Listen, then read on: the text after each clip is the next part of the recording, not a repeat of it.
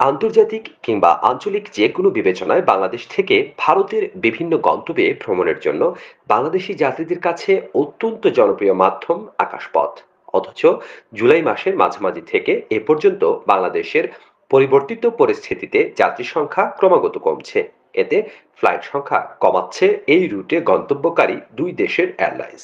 5 আগস্টের পর ভারতের ভিসা ইস্যু সংক্রান্ত জটিলতার জন্য বাংলাদেশ থেকে জনপ্রিয় গন্তব্য ভারতের কলকাতা, চেন্নাই, দিল্লি সহ বিভিন্ন রুটে যাত্রী সংখ্যা স্মরণকালের মধ্যে নিম্নগতি দেখা যাচ্ছে। ভ্রমণ পিপাসু বাংলাদেশিরা পর্যটন ভিসার মাধ্যমে কলকাতা, দিল্লি ভ্রমণ চিকিৎসা সেবা নেয়ার জন্য মেডিকেল ভিসার মাধ্যমে চেন্নাই, হায়দ্রাবাদ ভ্রমণ করে থাকেন।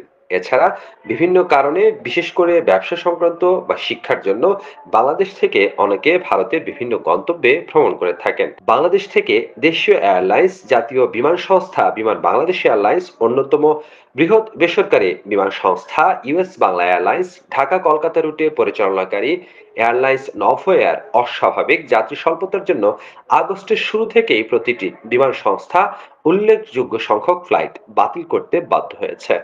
US-Bangla এয়ারলাইন্স ঢাকা থেকে কলকাতা প্রতিদিন 2টি করে ফ্লাইট পরিচালনা করত, যা সপ্তাহে 14টি ফ্লাইট। কিন্তু পরিস্থিতি বিবেচনায় বর্তমানে সপ্তাহে মাত্র 6টি ফ্লাইট পরিচালনা করছে। চট্টগ্রাম থেকে প্রতিদিন একটি ফ্লাইট পরিচালনা করে আসছিল, কিন্তু যাত্রী স্বল্পতার কারণে বর্তমানে চট্টগ্রাম কলকাতা রুটে ফ্লাইট পরিচালনা বন্ধ রাখতে হয়েছে। চিকিৎসা সেবা গ্রহণ করার জন্য বাংলাদেশ থেকে রেকর্ড সংখ্যক যাত্রী চেন্নাই ভ্রমণ করে থাকেন।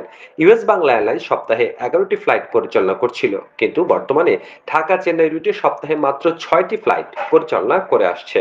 কলকাতা রুটে চলাচলকারী নভোএয়ার যাত্রী স্বল্পতার জন্য সাময়িকভাবে বন্ধ রেখেছে। বেসরকারি এয়ারলাইন্সের পাশাপাশি জাতীয় বিমান সংস্থা বিমান বাংলাদেশ এয়ারলাইন্স ঢাকা কলকাতা রুটে সপ্তাহে 14টি ফ্লাইটের পরিবর্তে বর্তমানে 7টি ফ্লাইট পরিচালনা করছে। অন্যদিকে ঢাকা চেন্নাই রুটে সপ্তাহে 7টির পরিবর্তে 3টি ফ্লাইট পরিচালনা করছে। একই চিত্র ভারতের বিমান সংস্থাগুলোর বাংলাদেশে চলাচলকারী বিভিন্ন রুটে যাত্রী সংখ্যা নিম্নমুখী যা দৃশ্যমান।